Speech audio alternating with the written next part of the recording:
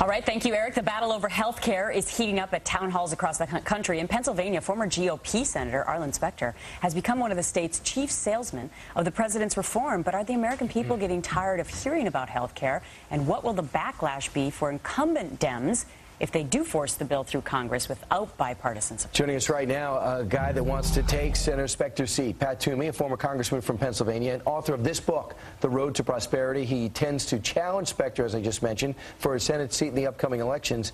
Welcome, Mr. Toomey, and also Congressman Toomey, and congratulations on The Road to Prosperity. Thanks very much. Thanks for having me. The other thing that's important to point out is that you were trailing when Senator Specter came out and said, I'm going to be a Democrat now, because he didn't think he could beat you in the primary. Right. He was up by 11. Now, according to the latest Rasmussen poll, you're up 48 to 36%. Right. Why is that? Quite a big swing.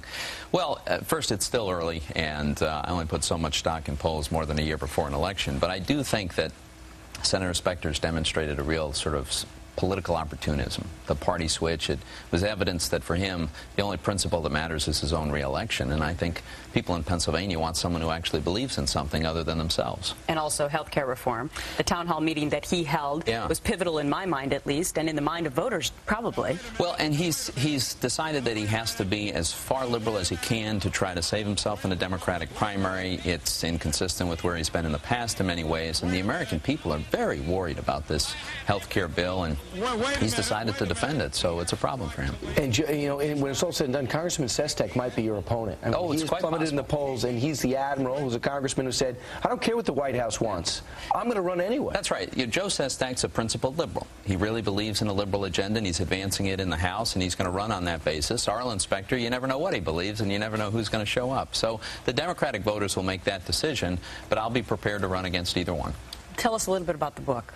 The book is really a reminder of where prosperity comes from. I think it's as important now as it's ever been, because free enterprise and capitalism is under attack in a way that it hasn't been. We've got a government attempting a big leftward lurch, massive spending, nationalization of car companies, unprecedented debt and deficits, and it goes on, as you know. But, you know, we've got to remember that the source of prosperity is not government. It's always men and women who go out every day and go to work. It's a private economy. It's a free enterprise and entrepreneurs. And so I touch on those points in this book. All right. Congressman Pat Toomey, who will be going up against Joe Sestak or Arlen Specter, thanks for being our guest this morning. Thanks for having me. And congratulations on the